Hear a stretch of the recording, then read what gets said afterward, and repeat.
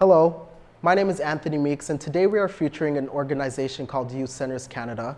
I'm here with today's guest, Mr. Les Voakes, who's recently retired and former CEO.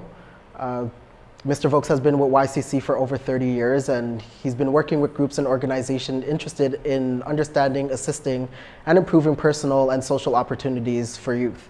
Thank you for joining me, Mr. Voakes. Thank you. So I was hoping that you could give our viewers a brief history on Youth Centers Canada and its establishment. Well, it was 25 years ago, actually, or a little bit more than that, that started off just working with a few small towns in Eastern Ontario that were looking for ways to develop programs or something to do for youth, because a lot of these small towns were slowly closing, their industries were being lost, and there was just nothing for the young people to do. And so one of the things that came out of it was opening up a youth center that any of the teenagers, youth could go to and just have fun, hang out, develop some program maybe, use it as a resource area. But the important part was that the youth themselves would be the ones who would have some control over what was going on in the center. They would actually sit down and be a part of it. And so we started off with just a few towns, and it grew very, very rapidly, and now there's groups from coast to coast to coast. It's great to hear. What programs does the YCC promote to get youth involved? Every center and every group has different things. It often depends upon their own culture, local culture, as well as what the larger culture is in that area. So, for example, it's interesting. Here in Toronto, of course, as there's some of the centers like Regent Focus was going already and doing things here, and they were focusing on, they were doing music and they were doing videos and photography and things like that. And so that's how I got to know about Regent Park Focus, and it was great. So we connected up way back, and by sharing ideas that I saw in different places, or that people, we would come together once a year, that we would share, these things would be transferred. So in the far north, particularly, like in Northwest Territories or Northern Alberta and such like this, the Dene, particularly the Dene people that are up there, are really into rap, and they do their own raps, and so I told them, well, hey, well, they had down in Toronto, they have the sound booth and they do their own thing, and all of a sudden that was what was happening out there. So it was the idea of sharing ideas and what each group would do, and again, what excited them, and it often was encouraging for different centers and different groups to hear another group was doing something. So sometimes it would be solely for their own community, but sometimes they would actually do something that would actually spread out and go through to other places. It's intriguing that you say that, because it's to know that you guys, it's all across Canada. And so how was that, or why was that so effective, or why was it so important for YCC to not only stick to one particular municipality? Why was it so important to branch out and get in touch with the youth across Canada? Well, what was interesting was that when we started out, the original plan was it was just going to be a small project for 4 or 5 towns in the Ottawa Valley. Wow. And we were going to do that, and basically I was going to go off and do something else for work. And what happened was they became so strong and doing so well, and they were getting such recognition across the country for what was going on with it, that we were getting inundated with letters and emails, and well, there wasn't emails then. Emails just started, but we were getting lots of letters and phone calls.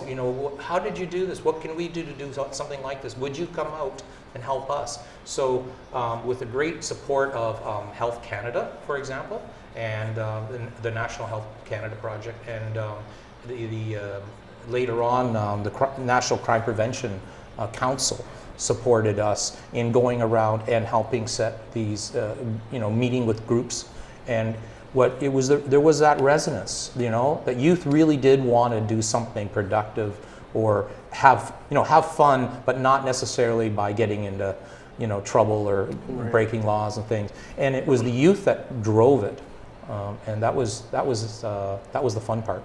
How have you seen that you gave them a voice in a sense to kind of create this organization for themselves? Like how's the response been from the youth, knowing that they could turn to places like Regent Park Focus, or like how successful has YCC been in Regent Park? Well, again, you never know what part of any of this we had anything to do with, because of course they were established, and some places we went there was nothing. Okay. Whereas Regent Park, they had already started the program and were working on things, so there was a lot of just exchanging information and back and forth. And sometimes I have no idea what one group took from another group, or what was shared. At different times, I know I showed up here with donated computers and things like that got incorporated into the program,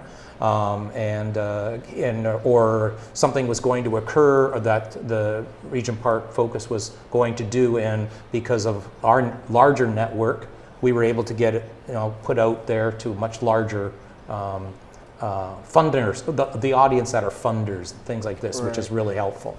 But I mean, Regent Park Folks has done very well on their own, in many respects. So, but there was lots of times, for example, we've had many times different members from here come to our national conference and do presentations and talk about, the programs that are here, and then they get to pick up on what other centers are doing in other places. So it's kind of fun. It sounds a lot of fun. Yeah, I had a great long discussion one time sitting on an Air Canada plane flying, and I'd try and remember. I think I was between Calgary and Yellowknife. I was flipping between 3 or 4 cities at that time for the youth centers, and the fellow I was watching, and there was one little thing on Canadian docks. And I flipped to it, and it was one of the videos that Regent Park Focus had done. Oh wow, cool! And so I'm sitting on going, and I go, yeah, and I'm really kind of, and you're sitting there, and of course you're always sitting with somebody and these things. And I said, you see that? See what these? And he says, well, I'm from Toronto. I don't know about that. And so ended up having a great long conversation, telling this guy from Toronto about the great program that was here, and it was quite interesting. Yeah, that sounds amazing. Yeah. What criteria does the YCC go through to conduct their research to improve youth expectation? We've always followed that idea of what's called participatory research. Or participatory action research, which means that, like we said at the beginning, how we started with the centers was that the youth themselves got involved in helping to create the centers, run the centers, and that sort of thing. Same thing, that's how we do our research. So, for example, we did a very extensive program and research towards a program for youth homelessness.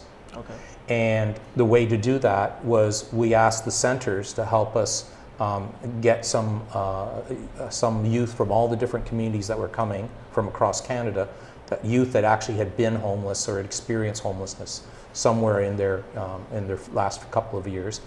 And they were the ones who came together, and we worked with them to try to determine what was it that was needed to help them be able to get off the streets, or better yet, what could have been done to help them from becoming, getting onto the streets to start with, right?